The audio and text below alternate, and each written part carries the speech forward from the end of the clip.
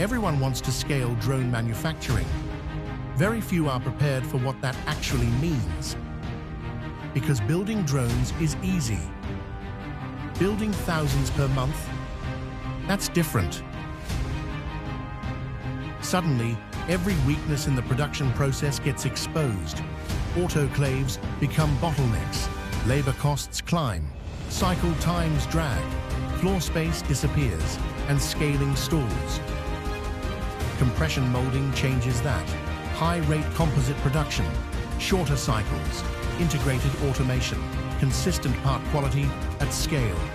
This is how drone manufacturing moves from prototype shop to real production environment. Because modern defense manufacturing isn't slowing down, it's accelerating. And the companies that win won't just design better drones, they'll manufacture them faster.